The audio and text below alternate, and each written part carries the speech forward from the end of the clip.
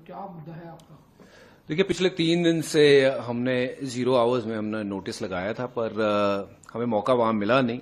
अपनी बात रखने का। पर मेरा जो मुद्दा था वो था कि अमृतसर के एयरपोर्ट को बड़ा किया जाए, क्योंकि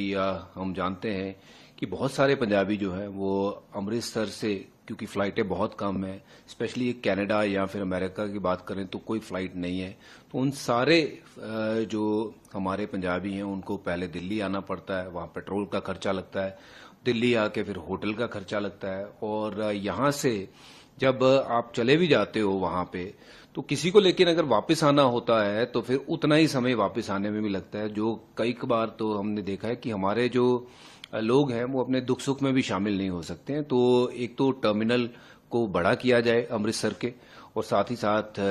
जो फ्लाइटें हैं जो कनाडा के लिए, अमेरिका के लिए या और भी कई देशों के लिए वहां से शुरू की जाए, क्योंकि ये बहुत अनिवार्य है। अभी हाल फिलहाल में जो समझौता हुआ था कनाडा और भारत का, कि जिसमें बहुत सारी फ्लाइटें चलाई जाएंगी, उसमें अमृतसर का कहीं नाम नहीं था, और तकरीबन 10 लाख से भी ज्यादा जो लोग हैं पंजाबी लोग वो कनाडा में बसे हुए हैं, तो जिसके कारण मुझे लगता है कि बहुत बड़ी सुविधा होगी पूरे पंजाब के लिए अगर उस टर्मिनल को बड़ा किया जाए और साथ ही साथ फ्लाइट्स वहां पे से शुरू की जाए।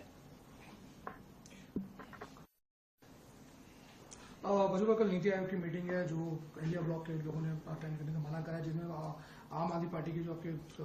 सीएम है पंजाब के, उन्होंने भी कहा है कि वो लोग पार्ट नहीं लेंगे इस मीटिंग में। जी बिल्कुल, क्योंकि नीति आयोग में ना शामिल होना, भगवंत मान साहब का भी मैं बयान पढ़ रहा था और बाकी के भी जो बड़े लीडर हैं उनका भी बयान आ रहा था कि वो शामिल नहीं होंगे, और ये बिल्कुल सही भी है क्योंकि बजट जो है वो उतना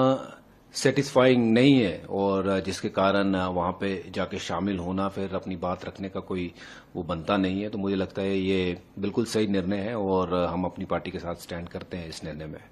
तो बजट को भी आप किस तरह देख रहे हैं? जो बजट देखिए, बजट में बहुत सारी चीजें अच्छी हो सकती थी, पर ऐसा कुछ सिग्निफिकेंट नया कुछ हुआ ही नहीं है। महंगाई जो है वो दर बदर बढ़ती जा रही है, और बहुत सारी जो उम्मीदें थी कि